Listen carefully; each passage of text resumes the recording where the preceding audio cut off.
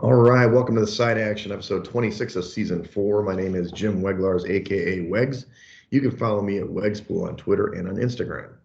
And this is Steve Roberts, aka Action. You can follow me on Twitter at 31S Roberts. Follow the podcast at Side Action Pod on Twitter.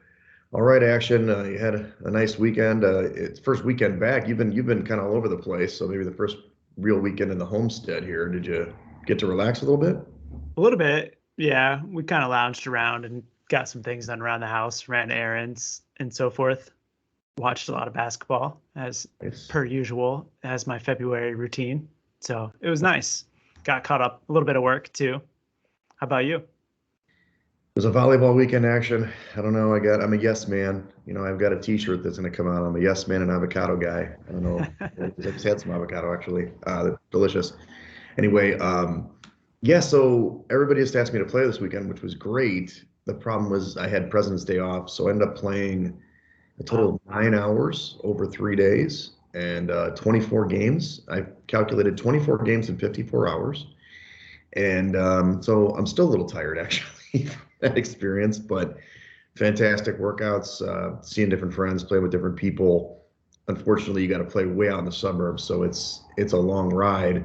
I actually spent Sunday afternoon with your cousin, as Nice. you know, Mr. Trelevin, and you probably know that they're talking about moving to Florida or something now. So Yeah. I wanted to make sure I got them before they headed out of town, and we watched a little basketball when I was over there, and that was a nice visit. But yeah, I spent a lot of time in the greater southwest suburbs this weekend for whatever reason. And the Pistons got a big win on Saturday. I should put that in. There's only one more regular season game. We are primed for the playoffs, so we're ready to go. Nice. Yeah. Pistons seem like they're the heavy favorite in the league. Yeah. So hopefully they can come home with the hardware.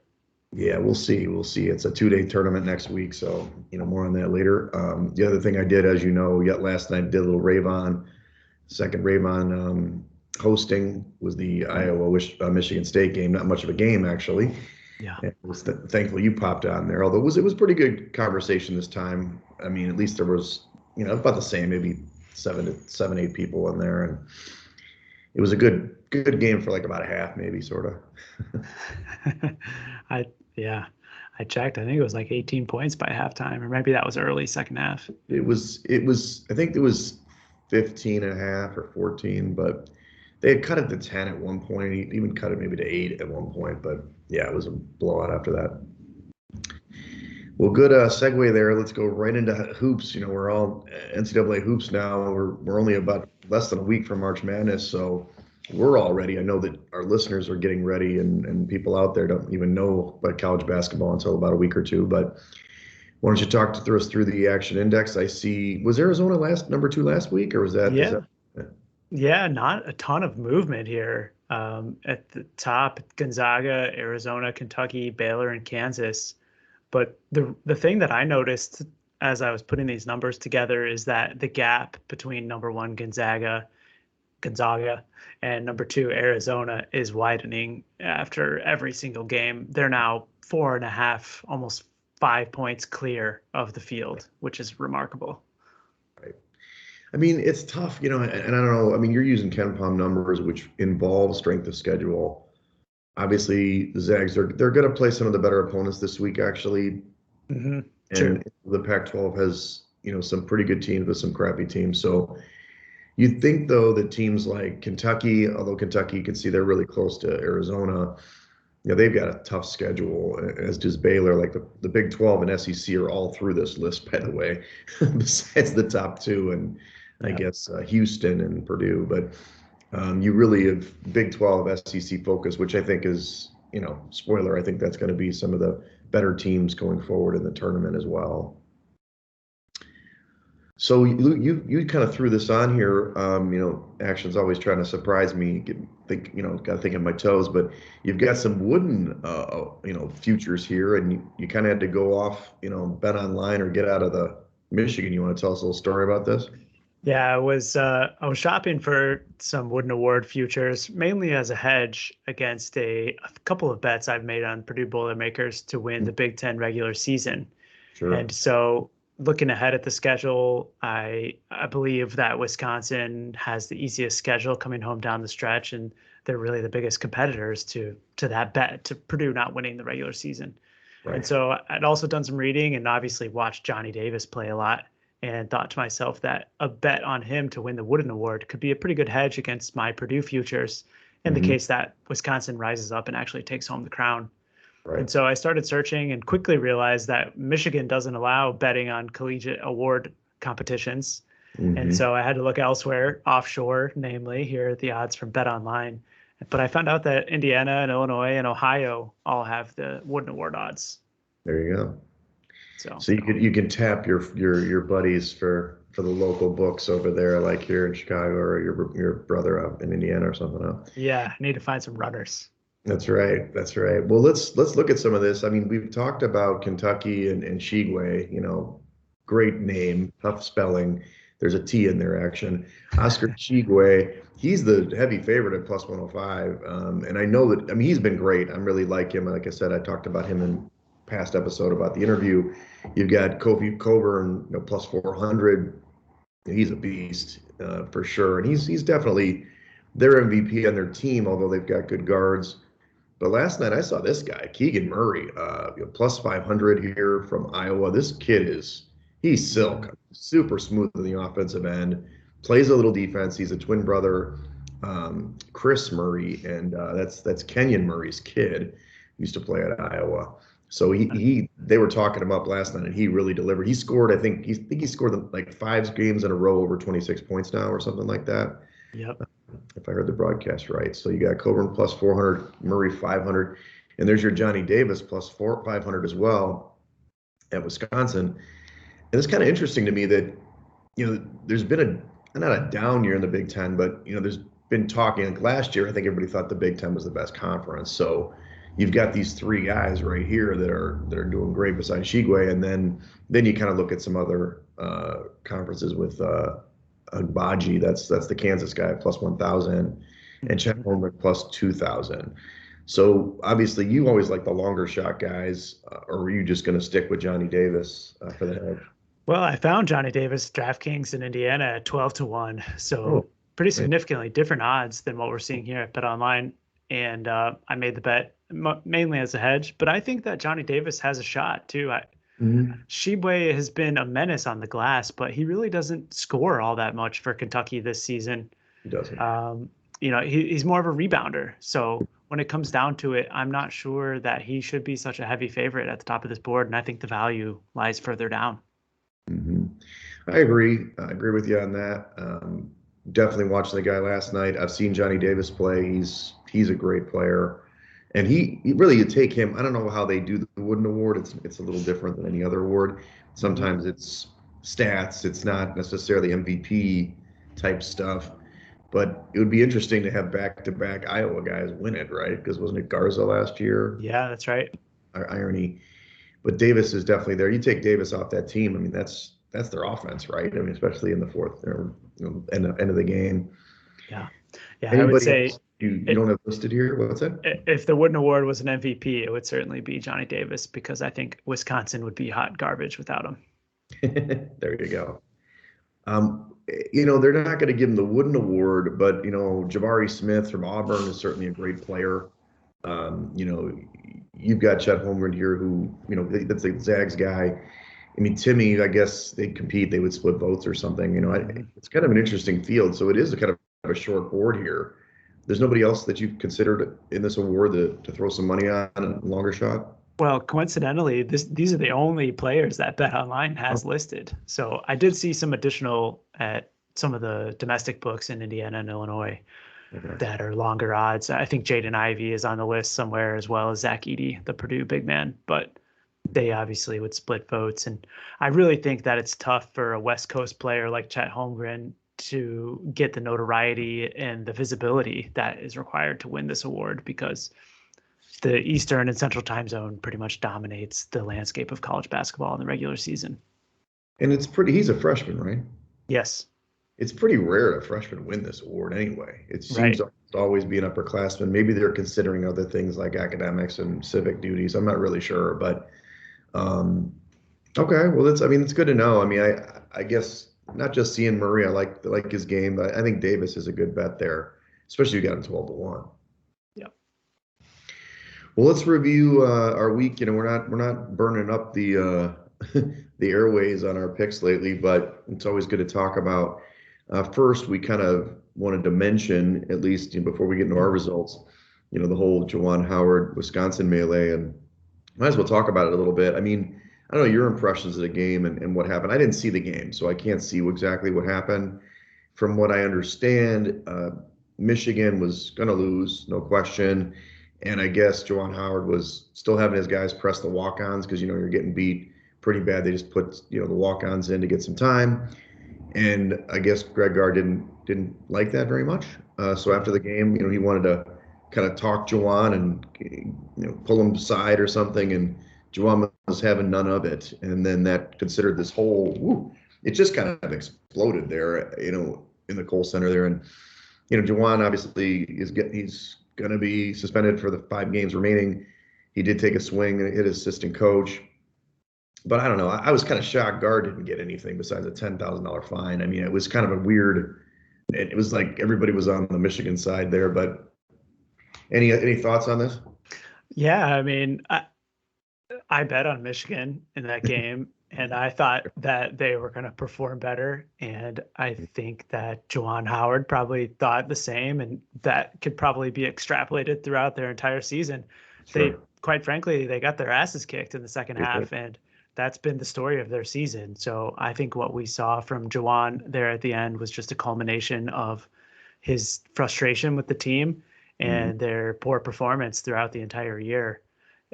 They were continuing to press with like a 16-point deficit and 12 seconds left. And I think Gard's explanation was that the walk-ons had already lost 6 seconds in the backcourt, and he wanted to take the timeout so that they didn't, you know, get the 10-second violation and kind of to save their psyche to some degree. And ultimately, Howard came through the line and pulled his mask down and said, "I'm going to remember that shit." Mhm. And then Guard like tried to grab him and explain it. And ultimately, that's what set him off. Right. So, Right. It's tough. I mean, I guess now Howard's going to be because I guess there was an incident last year too, so he's definitely going to be mhm. very short leash now at this point going forward. But we'll talk about it later in the handicaps. I think you have the game down there. I mean, Phil Martelli is Yes. certainly, I mean, I was a longtime coach of St. Joe's, brought that team to the tournament many times. I mean, just a veteran coach. He certainly has been there. I heard his interview yesterday about he's not really going to change the Mhm. way they play necessarily. So I think you believe they're going to step up, which they need to. They're not playing very good basketball right now. I guess, it depends. Lenardi loves that team. Their metrics are pretty good, but their record's Right. terrible. So Yep. they got to win some damn games, and they got to do it quickly because there's only basically 2 weeks of the regular season left in the Big Ten, you know, championship. So anyway, well, that's enough on that. But yeah, we finished this week 3-5-1. This has included the totals too. Action, just so you know, we were on the wrong side for the Dons, my Dons. We were on the right side if it was a +5, but apparently the game went Yeah. on +3, and St. Mary's won by the 5. Wait, they won by 5 points, right? In this game, pretty good game though. St. Mary's a good team. Both these teams I think are going to make it the tournament as long as the Dons don't completely screw it up. So I'm looking forward to seeing them in the tournament. So that was an unfortunate result, but we were Yeah. we were on Illinois though.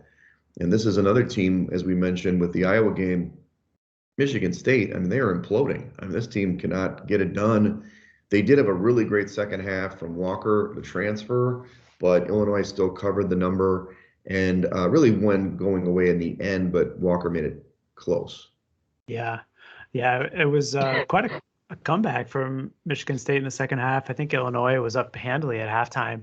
It was. And the Spartans made it a game, and they really made it interesting there at the end. But ultimately, Illinois held on for the cover. Yeah, I mean, I think at one stretch it was Michigan State outscored them 28-14 at one stretch and had a good shot. I thought they were kind of do that last night too, but they foiled them again. So this one we kind of read wrong, or maybe I steered you this way. This was Texas Tech going to Texas. Tech was a 2-point dog on the road at Texas. As we had mentioned, these teams had played earlier. We expected a rock fight, but in reality, first of all, Texas Tech won again. So this team not only owns, Texas, apparently all Mhm. their fans were there too. Where like 40% of the people were there. But this game Yep. went over, and Tech is really playing good basketball. I mean, you see them in your metrics in Ken Palm. They're inside the top eight. I think there's seven or something now in Ken Palm. So I'm happy to be wrong on this one, actually. Yeah, yeah, me too. I think that we were looking at the bounce back spot here for Texas and Chris Beard, and I mean, I think that all of the college basketball handicapping community looked at it the same way. But Texas Tech proved us wrong. I mean, they've been incredibly impressive, and they had another huge win last night against Oklahoma. I think they're quickly rising to the top of the rankings. I've got them seventh ranked, and they probably are in the top five in realistic terms. Yeah, they're a really good ball club. So watch out. And you have that ticket in your pocket. So good for you, Action. The other one was got Kentucky and Alabama, and we kind of had this right, although admittedly we kind of got lucky on the final spread, right? So 11 was what we talked about last week. I think it came out at 6, and they won by 9, but they scored 90 points in this basketball game. Alabama's another team that's sliding the wrong way, so it's a good team to fade at this point. Last night they probably should have lost Yep. outright, but they did get the win at Vandy, kind of last second there. And this game, went over 90 to 81, so it kind of went away from what we thought as well. The other SEC game that we talked about, Arkansas, and I love this team, man. I love Musselman. Mhm. I talking about it. Yeah. Everybody's laughing about my joke about the wife, but hey, come on, what can I tell you? He's got a good woman behind him.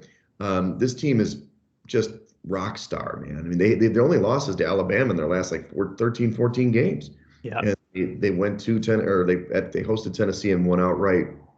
They won again last night after trailing at Florida. So I really like this team going forward. Yeah. Agreed.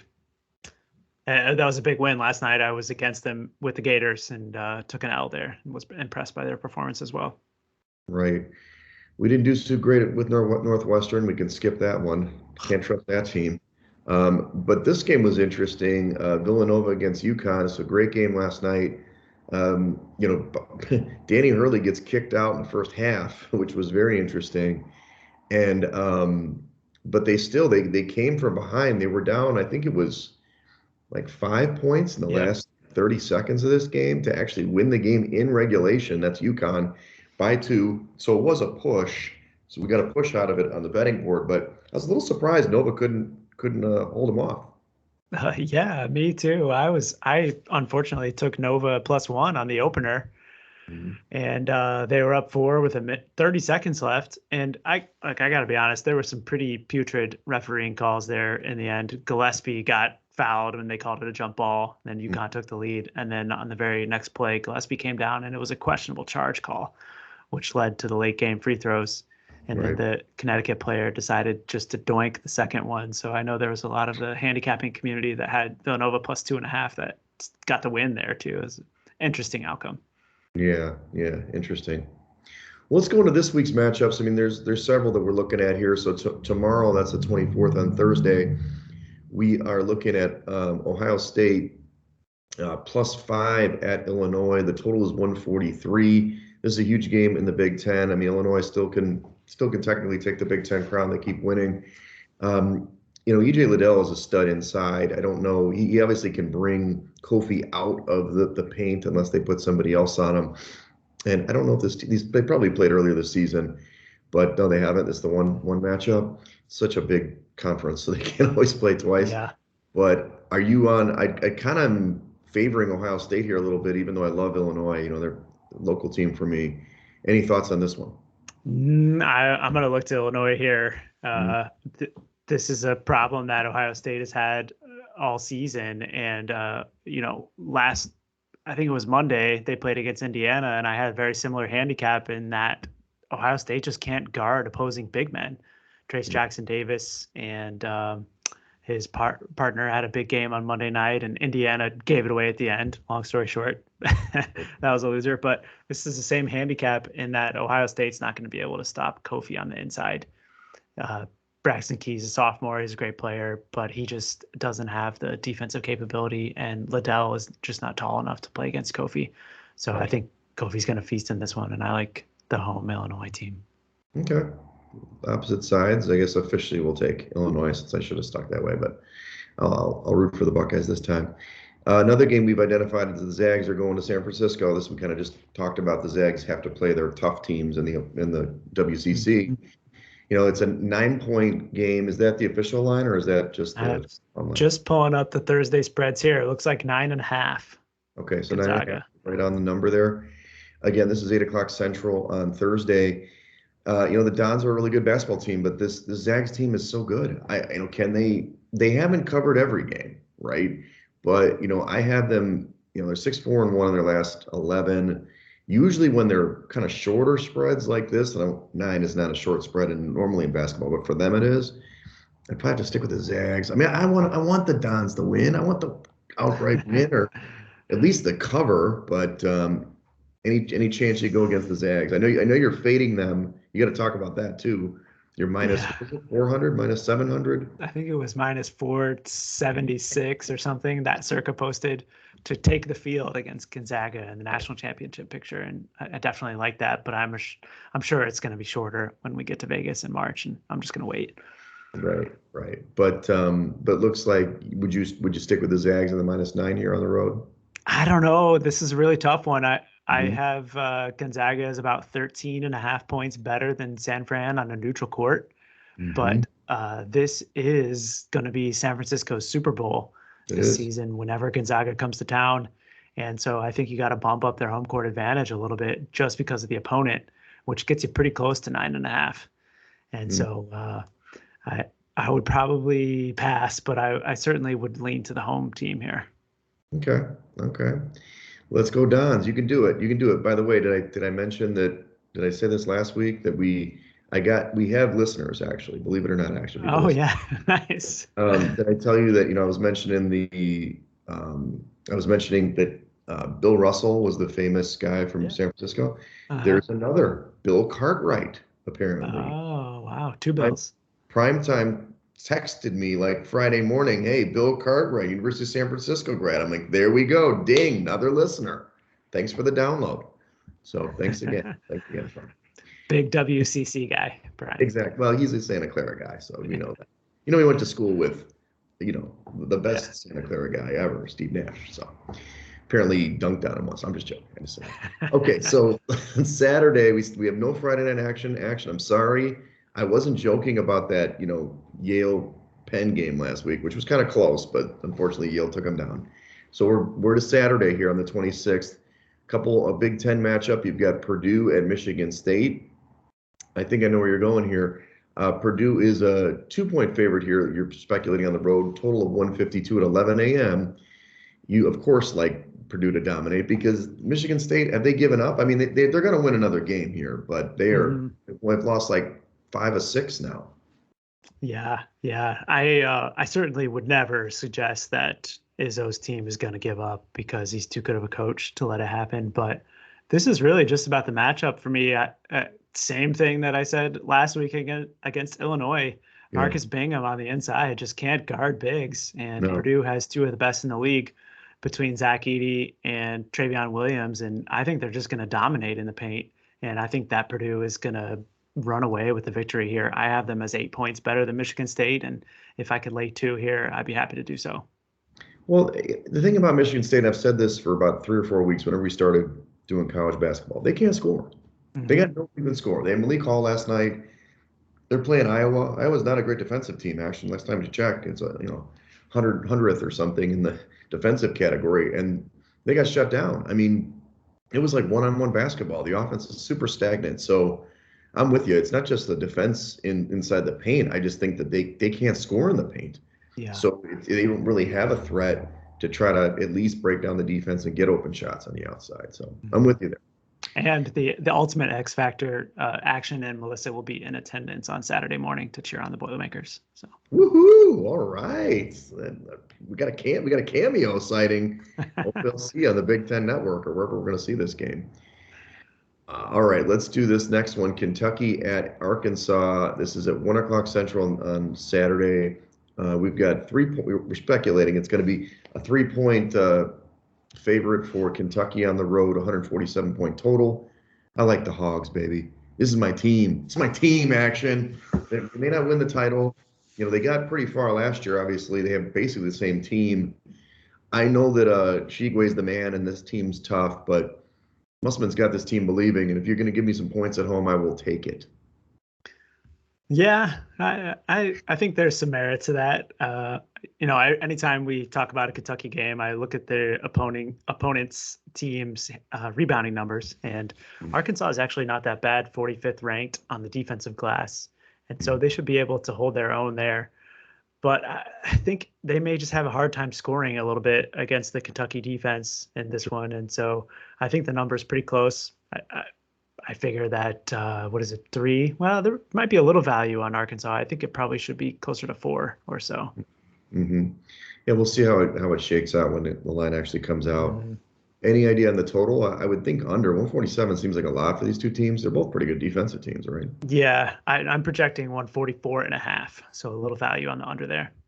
Gotcha. And it could be a look ahead spot, or I mean a tough sandwich spot for Kentucky too, because they're playing against LSU tonight in another big SEC game, and then have to turn around and go to Arkansas right off the back. Whereas Arkansas played last night on Tuesday. That's true. A little rest. Let's stay in the SEC. On Saturday, this is the 3 o'clock game. Auburn is going to Tennessee. You're speculating that Tennessee is a 3-point favorite at home, a total of 139. I like the Vols D. I think they're really great. I do question Auburn right now. I know they do have that guy, Jabari Smith, who's really good. They have some good players. Late game situations have been tough for them. And more importantly, I just don't see this team. I don't know. I'm not a believer in Auburn personally. I haven't seen them play a lot. I know they have good talent, but Tennessee at home, I think I lay these 3 points. Yeah, I definitely agree. And Auburn has been pretty crappy on the road this season, not covering at a very effective clip. And I think that Tennessee's defense is going to be able to stop the Auburn offense a little bit. Number 4 ranked defensively are the Volunteers. And I think that you're on the right side here with the home team -3. Gotcha. All right, last game on Saturday, you've got Kansas at Baylor. This is a huge game in the Big 12. If Kansas wins, they basically win the Big 12 regular season title effectively. You're showing that Kansas would be a 3-point dog on the road, total at 151. This is at 7 o'clock at night. So it's the marquee game.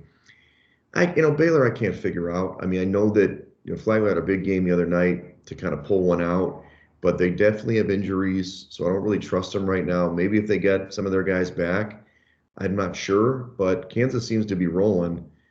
If they get points, I got to take it. Yeah, I was kind of surprised to see Ken Palm's projection here too. I kind of figure it's more likely to be like a pick 'em. But to be honest, I was really impressed with what I saw from Flagler the other night. He has been in and out of the lineup, and obviously is hurting his ability to perform. But I'm thinking that he is getting on the right track, and I'm likely going to be on the Baylor side in this one. Okay. You don't think that Baylor's, I mean, Kansas has pretty good size, don't they? I mean, Baylor's a little smaller. What are their rebounding differentials? They about even on the boards? Yeah, I mean, they're both pretty good on the offensive glass. Kansas is 30th and Baylor is 6th. But then alternatively, defensively, they are both in the like 175, 200 range. So they're really kind of offset there. Both of them really good offensively and not so good on the defensive glass. It's interesting. I don't know how that happens. Okay. Well, let's go into Sunday. I mean, Action's already eyed this up. He's licking his chops. He's got Illinois going to Michigan. He's speculating that Illinois will be probably a short dog. It's hard to say. Maybe they'll be favored on the road. But total is 141. This is at 1 o'clock Central on Sunday. You definitely like this. Basically, the idea that they're going to play for Martelli and they're going to take out Illinois. Yeah. I mean, I'm projecting that they are going to lose this game. It's halftime now. They're up by 2 against Rutgers. And not only did Howard get suspended, but one of their key freshmen, Musa Diabate, is suspended tonight, which I think is going to hurt them inside against Rutgers. And so getting him back off the suspension is going to be huge for them going into this matchup with Illinois. And further, I think that this is the game where they're going to get up and really match up against Coburn on the inside. I think historically Dickinson has been good against Coburn, Hmm. and this is really the game that they need to win. I think they've got it circled to keep their tourney hopes alive. Yeah, they got to win probably three out of their last five and maybe a game in the tournament. So this was one they got to take it home. Okay, I'll put it on the board officially. I'm staying away from this one. Can't go against someone like twice in one Okay, week. So, fair. um, all right, the Monday night game. Baylor's back at it against Texas this time. You're showing Baylor as a 1 point favorite on the road, total of 133. So another rock fight. This is 8 p.m. Central on the 28th. So this one I'd probably back Baylor. I think that Texas, their offense isn't great. I always think they struggle. They are at home, but as good as Beard's team plays defensively, Baylor has enough offense against this team. Kansas actually can score, so that's kind of the Mhm. other handicap in the other game. It's a really tough spot though for Baylor coming off the big game on Saturday against Kansas and then 2-day turnaround and have to go to Austin and play Texas. Hmm. But I do think that there's a little value here. I show that Baylor is almost 6 points better than Texas on a neutral. And the way that they've been defending their home court this season, it doesn't really seem like they have any sort of advantage there. Right, exactly. Especially against Texas Tech. The last game in the Big East this time, Providence going to Villanova. This is March 1st. It's really interesting that Ken Pom would say this because I believe this that Villanova will be a 10-point favorite at home, total of 132. But I can't imagine that's the actual line because everybody thinks Providence is good. You and I both know they stink. And it's not that they stink, it's that they have won so many close games. I mean, this team, let me look at this numbers. I had this prepared last week and I forgot to say it. So Ken Pom puts together, if you've ever looked at the spreadsheet, it's pretty cool. This team's 22-3, which is incredible, right? Yeah. But they're 46th in Ken Pom. But do you know what category they're number one in? Luck, my Luck. Yeah. so they're plus 0.207 in luck. I don't even know what the points 207 means, but all I know is they're number one in luck. They have won so many games, close games. They've won overtime games against the likes of DePaul and other not so great teams. So admittedly, if I saw 10 points, I'd probably take the points with Providence. But I'm gonna tell you right now, this line's gonna come out at like 5 or 6, and Villanova's gonna beat them. Yeah. I agree. I'm definitely going to be laying whatever the number is with Villanova because this is the game that they need to get into the Big East title race too. Yep. The loss last night at UConn didn't do them any favors, and I think Providence now has a game and a half lead on them in the in the conference. Yep. And so I think that they're going to be prepared to lay a can on Providence on Monday or Tuesday night. Yeah, me too. I'll be looking there with my popcorn. I'll be all excited and see Nova kick the crap out. And I like Ed Cooley. I'm not saying he's not a good coach. He's good, but they've just pulling rabbits out of their hat all season. So okay, let's close out college basketball. Pause. Let's stick to golf now. You want to give us a recap of the Genesis Invitational last week? It was kind of an exciting one. Yeah, I mean, it was the Joaquin Neiman Invitational because he opened up on Thursday with the 8 under 63, and then followed it up on Friday with another 8 under 63, and just Wow. torched the field. And his iron play was unlike anything that I've ever seen before. He was consistently sticking balls close to the pin. I think I saw that he had like 60 feet of putts on Thursday in his entire round. So Whoa. he was just put on a masterclass last weekend, and no one could catch him, and he ended up winning. What were his odds to win it? Oh, I think like six in the 60s, 60 to 1. Mhm. I heard several folks that I listened to recap, and many of them had him on their card, so it's a big win for them. But I didn't win any on the outrights. Wah, wah. That's okay. You won some matchups. You obviously Yeah, did come through. Sorry, Patrick, can't lay. Try again.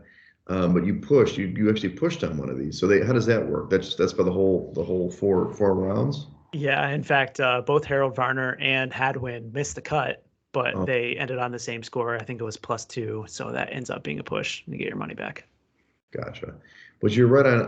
Scheffler took over Shoffley. We talked about that. Mhm. Scheffler over Shoffley plus 108. Congratulations. Yeah, I think Scotty Scheffler was quite impressive coming off the big victory at Waste Management the week before. With how he performed, he was right there in the thick of it towards the end, and I think he finished in the top 20. Gotcha. Well, if I read this right, you had a slight profit, Yeah, right? yeah, a couple cents there, and of course, I had a lot of other matchups too that panned out pretty well. So Gotcha. So you've got one for this week for us? You got the Honda Classic? yeah, so we're leaving California now and heading east to the Florida swing, Okay. and this first one is in West Palm Beach somewhere. And a lot of the players that we saw last week are taking the week off. So there's 0 of the top 10 in the field and only 6 out of the top 30 players that are playing this week. Right. And to be honest, that kind of dims my enthusiasm a little bit about being interested in it. So didn't put a ton of matchups in like I normally might, Right. and kind of just taking a little more of a casual approach to this one. So Okay. it's played at PGA National, which is actually the most difficult scoring course outside of the 4 majors in 5 out of the last 7 seasons. Got it. And one thing that I've picked up is that course history is not really a significant factor here.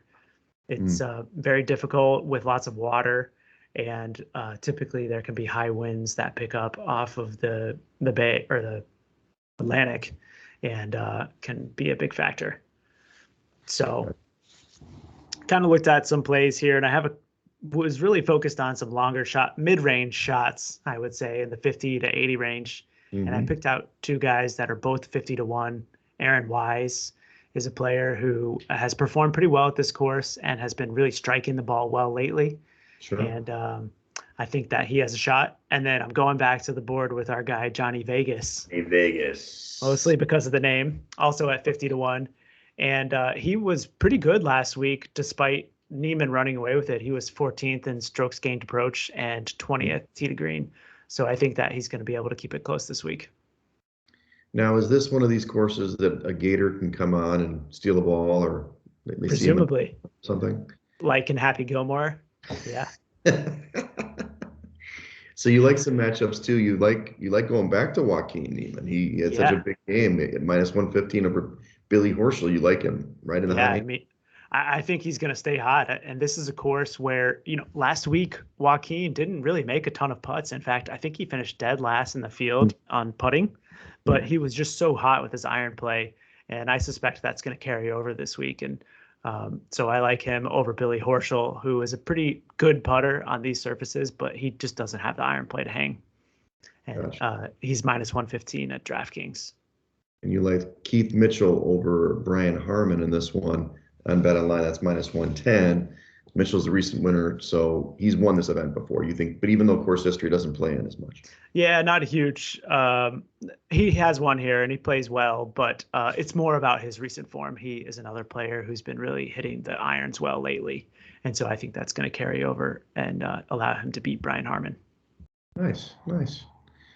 Well, there you go. That closes up golf. I can't wait to maybe watch some of this. I've just been too busy having fun Sure. playing football and such. But I know your cousin will be excited to know that you're so into golf now.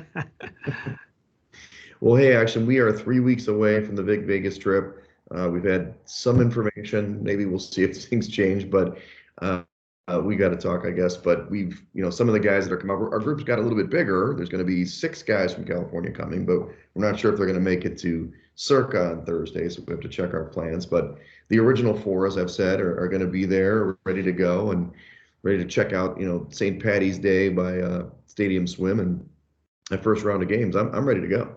Me too. Can't wait.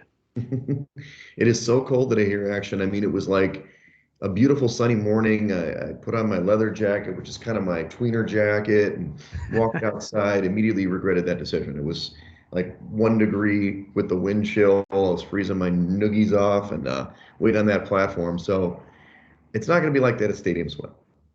Well, I didn't move my butt from this chair all day. So Good for you. Good for you. Your employer is very happy that you were plugged in early. But all right. Well, that wraps up our episode. Thank you for following us. Follow us at Side Action Pod on Twitter. Follow me at Wegs School on Twitter and on Instagram. and follow me on Twitter at 31S Roberts. All right. Good luck, everybody.